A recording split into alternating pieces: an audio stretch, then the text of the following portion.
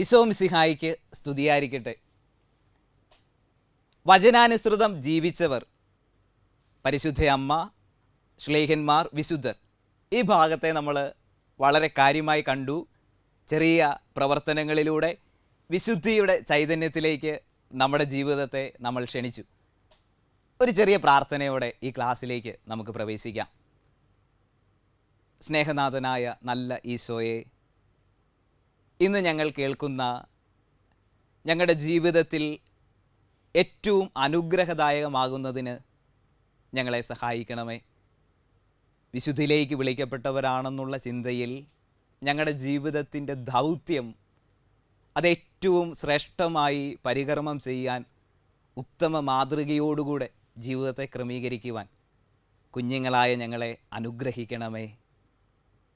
പരിശുദ്ധ അമ്മേ മാതാവേ, വചനത്തിന് ഏറ്റവും ശ്രേഷ്ഠമായ രീതിയിൽ മാതൃക നൽകിയതുപോലെ, വചനാനുസൃതം ജീവിച്ചതുപോലെ, ദൈവഹിതത്തിനനുസരിച്ച് ജീവിതത്തെ ക്രമീകരിച്ചതുപോലെ ഞങ്ങളുടെ കുഞ്ഞു ജീവിതങ്ങളെയും ദൈവഹിതത്തിനനുസരിച്ച് ക്രമീകരിക്കണമേ. ആമേൻ. കഴിഞ്ഞ ക്ലാസ്സിൽ നമ്മൾ കേട്ടതിനെ, മനസ്സിലാക്കിയതിനെ ഒന്ന് നമുക്ക് ശ്രവിക്കാം. വചനാനുസൃതം ജീവിച്ചവർ, ഏറ്റവും ഉത്തമമായ മാതൃക പരിശുദ്ധ അമ്മ. പരിശുദ്ധ അമ്മ എങ്ങനെയായിരുന്നു മാതൃകയായത് എന്നുള്ളത്, വചനം മാംസമായി പരിശുദ്ധ അമ്മ ദൈവഹിതത്തിന് കീഴ്വഴങ്ങി കുരിശിൻ കീഴെ തൻ്റെ പ്രിയപ്പെട്ട മകൻ്റെ രക്ഷയ്ക്ക് വേണ്ടിയുള്ള യാഗത്തിൽ മൂക സാക്ഷിയായി, തുടർന്നങ്ങ് പരിശുദ്ധാത്മാവിനെ സ്വീകരിക്കുവാൻ ശിഷ്യന്മാരെ ഒരുക്കി അവരുടെ കൂടെ ഇരുന്നു. വിശുദ്ധർ ദൈവവചനമനുസരിച്ച് വീരോചിതമായി ജീവിച്ചവർ. ചില പ്രലോഭനങ്ങളൊക്കെ ഉണ്ടായിട്ടുണ്ടാവാം. വീരോചിതമായി ജീവിച്ചവർ. ശ്ലീഹന്മാർ എപ്രകാരമാണ് വചനമാകുന്ന ഈശോയെ കൊടുത്തത്? അവർ പ്രഘോഷിച്ചു, സഭാസമൂഹങ്ങൾ രൂപീകരിച്ചു, വചനാനുസൃതം ജീവിക്കാൻ പഠിപ്പിച്ചു. ഇത്രയുമാണ് നമ്മൾ കഴിഞ്ഞ ക്ലാസ്സിൽ കണ്ടത്, മനസ്സിലാക്കിയത്, ജീവിക്കാൻ ശ്രമിച്ചത്. ഇന്ന് നമ്മൾ ശ്രമിക്കുന്നത് ദൈവവചനത്തിൻ്റെ ജീവിക്കുന്ന സാക്ഷികൾ. ഇന്ന് വ്യത്യസ്തമായ മാനങ്ങളും സവിശേഷതകളുമുള്ള ഒരു സെൻറ്റൻസാണ് ഞാൻ പറഞ്ഞു വെച്ചത്. ദൈവവചനത്തിൻ്റെ ജീവിക്കുന്ന സാക്ഷികൾ ഇന്ന്. അത് 4 തലങ്ങളിലാണ് നമ്മൾ മനസ്സിലാക്കുന്നത്. ഒന്നാമത്തെ തലം അജപാലകർ, 2 സമർപ്പിതർ, 3 അൽമായ പ്രേക്ഷിതർ, 4 ജീവകാരുണ്യ പ്രവർത്തകർ.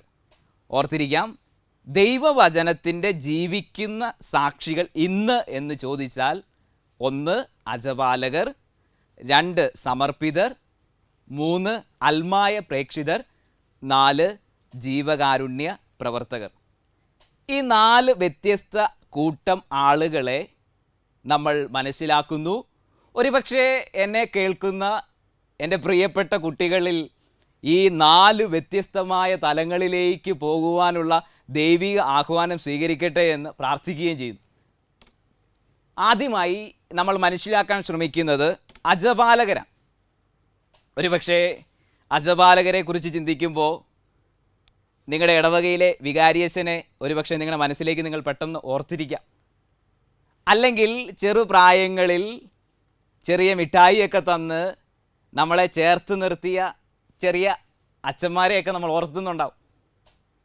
അപ്പോൾ അജപാലകർ എപ്രകാരമാണ് ജീവിക്കുന്ന വചനത്തിൻ്റെ സാക്ഷികളാകുന്നത് എന്ന് നമ്മൾ ചിന്തിക്കുകയാണ്.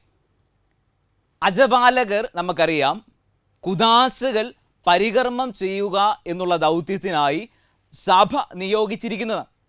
അവരുടെ ദൗത്യം എന്ന് പറയുന്നത് ദൈവവചനം പ്രഘോഷിക്കുക, വിവിധങ്ങളായ അജപാലന ശുശ്രൂഷകൾ നിർവഹിക്കുക, കൂട്ടായ്മ, മറ്റ് ശുശ്രൂഷകൾ ചെയ്യുക എന്നുള്ളതാണ്.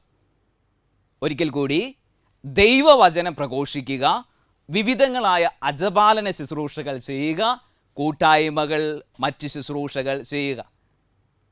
നമ്മുടെ ഇടവകയിൽ നമുക്ക് പ്രിയപ്പെട്ട വികാരിയച്ഛനുണ്ട്, കൊച്ചച്ഛനുണ്ട്. കുദാശപരമായ കാര്യങ്ങൾ ഏതെന്ന് ചോദിച്ചാൽ നമ്മുടെ മനസ്സിൽ ആദ്യം ഓടിയെത്തുന്നത് വിശുദ്ധ കുർബാനയാണ്. ഈശോ തൻ്റെ ശരീരവും രക്തവും നൽകുന്ന വിശുദ്ധ കുർബാന പുരോഹിതൻ ജനങ്ങൾക്ക് വേണ്ടി അർപ്പിച്ചു നൽകുകയാണ്. ഒരുപക്ഷെ പരിമിതമായ ഈ കാലഘട്ടത്തിൽ വിശുദ്ധ കുർബാന സ്വീകരിക്കുവാനും പങ്കുകൊള്ളുവാനുമൊക്കെയുള്ള സാധ്യത കുറച്ച് നാളുകൾ നമ്മളിൽ നിന്ന് അകന്നിരുന്നാലും നമ്മുടെ ഇടവകയിലെ വികാരിയച്ഛനെയും ഒരുപക്ഷെ നമുക്ക് മാമോദീസ, സ്ഥൈര്യലേപനം, വിശുദ്ധ കുർബാന, മറ്റു കുദാശകളൊക്കെ നൽകുന്ന വൈദികരെ നമ്മൾ ഓർക്കുന്നുണ്ട്. അവരുടെ ദൗത്യം കുദാശകൾ പരികർമ്മം ചെയ്യുക. ദൈവവചനത്തിൻ്റെ ജീവിക്കുന്ന സാക്ഷികളായിട്ട് ഇന്ന് നമ്മുടെ മുമ്പിൽ അവർ ഉണ്ട് എന്നുള്ളതാണ്. രണ്ടാം വത്തിക്കാൻ കൗൺസിലിൻ്റെ വൈദികർ എന്ന് പറയുന്ന ഡിഗ്രിയിൽ വത്തിക്കാൻ കൗൺസിൽ അജപാലകരെ കുറിച്ച് പഠിപ്പിക്കുന്ന ഇപ്രകാരമാണ്: ദൈവവചനം പരികർമ്മം ചെയ്യേണ്ട വൈദികർ തങ്ങൾ മറ്റുള്ളവരെ പഠിപ്പിക്കാൻ കടപ്പെടുന്ന ദൈവവചനം അനുദിനം വായിക്കുകയും ധ്യാനിക്കുകയും ചെയ്യണം.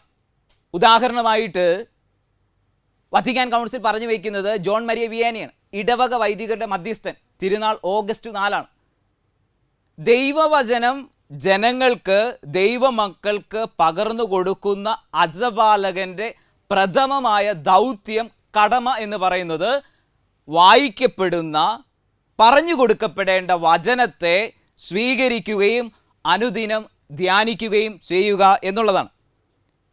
രണ്ടാമതായി നമ്മൾ മനസ്സിലാക്കുന്നത് സമർപ്പിതരാണ്.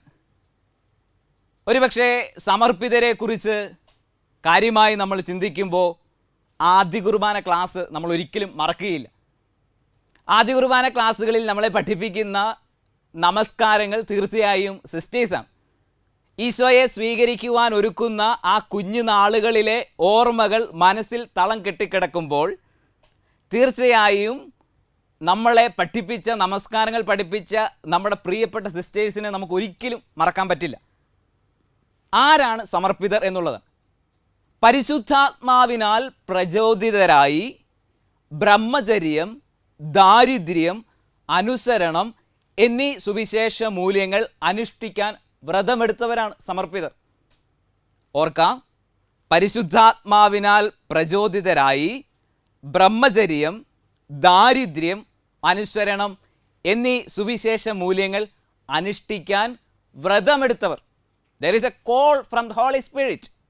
പരിശുദ്ധാത്മാവിനാൽ പ്രചോദിതമായി ഈ 3 തലങ്ങൾ, ബ്രഹ്മചര്യം, ദാരിദ്ര്യം, അനുസരണം, ഈ വ്രതങ്ങൾ ജീവിതത്തിൽ പാലിച്ചുകൊള്ളാമെന്ന് പറഞ്ഞ് ജീവിതത്തെ സമർപ്പിച്ചവരാണ് സമർപ്പിതർ.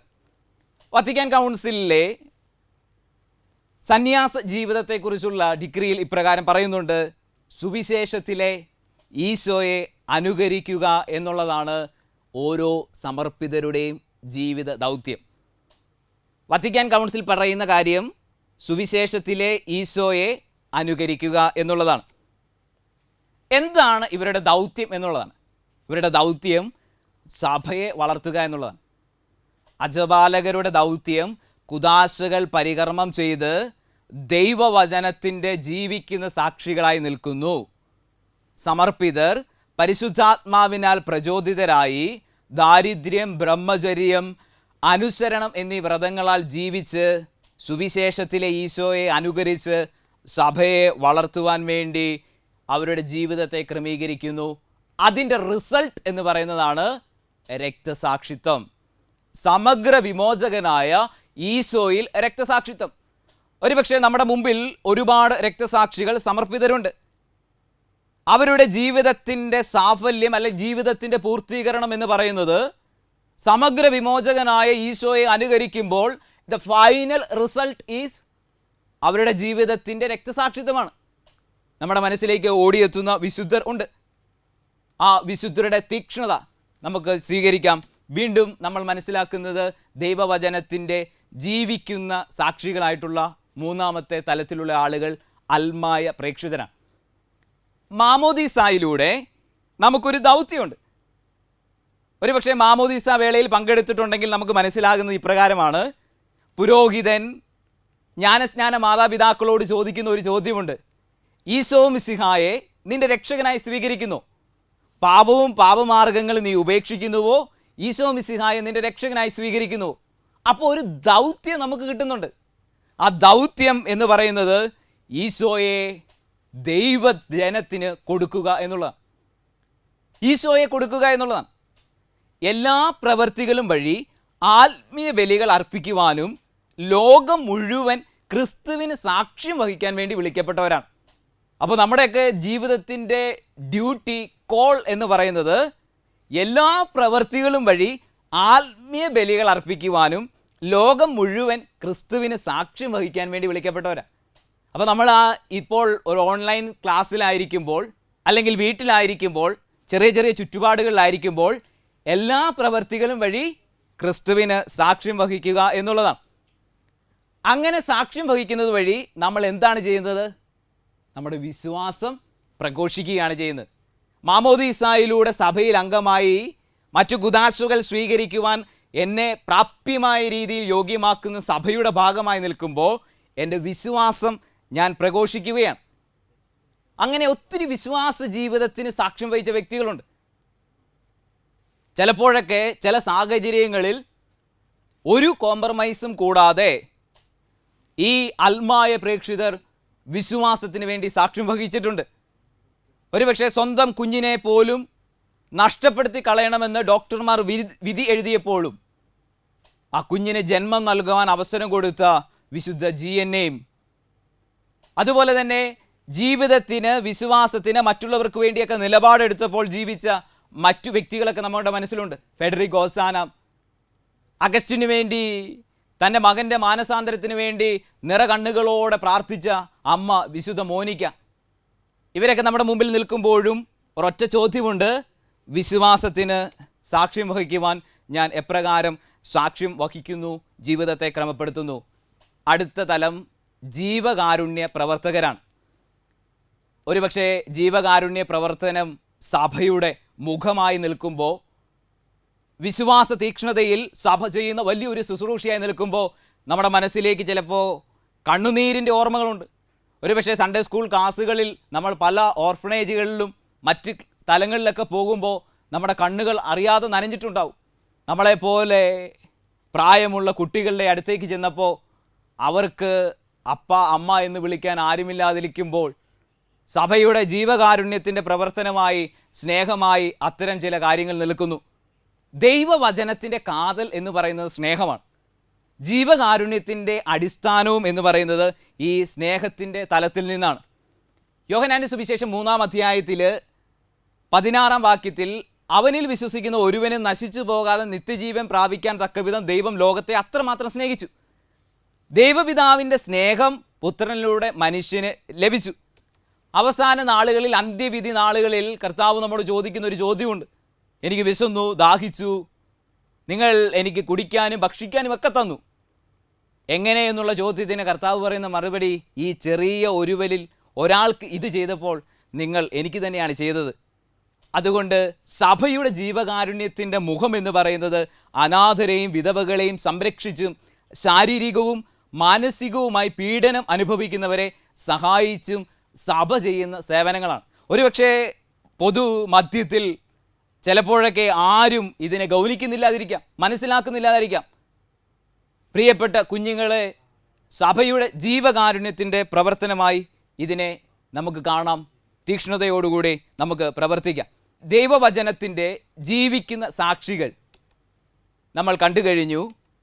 അജപാലകർ, സമർപ്പിതർ, അൽമായ പ്രേക്ഷിതർ, ജീവകാരുണ്യ പ്രവർത്തികർ. ഒരു ചെറിയ ദൈവവചനം പഠിക്കാം. എല്ലാത്തിൻ്റെയും അടിസ്ഥാനം അതുതന്നെയായിരുന്നല്ലോ, വചനാനുസൃതം ജീവിച്ചവർ. വചനാനുസൃതം ജീവിച്ചവർ നമ്മുടെ മുമ്പിൽ ഒരു മാതൃകയായി നിൽക്കുമ്പോൾ ഈ ദൈവവചനം നമുക്ക് പഠിക്കാം. ലൂക്കാ സുവിശേഷകൻ 12-ാം അധ്യായം 34-ാം തിരുവചനം: നിൻ്റെ നിക്ഷേപം എവിടെയോ അവിടെയായിരിക്കും നിൻ്റെ ഹൃദയവും. നമ്മുടെ നിക്ഷേപം വചനത്തിലാവട്ടെ.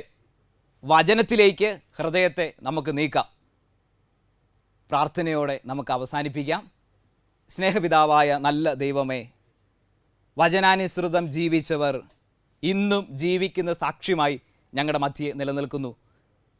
ഒരുപക്ഷെ ഞങ്ങളുടെ ജീവിതത്തിൻ്റെ വിളി തിരിച്ചറിയാനുള്ള ഒരു നിയോഗമായി ഞങ്ങൾ കേട്ട കാര്യങ്ങൾ ഞങ്ങളുടെ ജീവിതത്തിലേക്ക് ഉതകുമാറാകട്ടെ. പരിശുദ്ധ അമ്മേ മാതാവേ, അതിനായി ഞങ്ങൾക്ക് വേണ്ടി നിരന്തരം മാധ്യസ്ഥം വഹിക്കണമേ. ആമേൻ.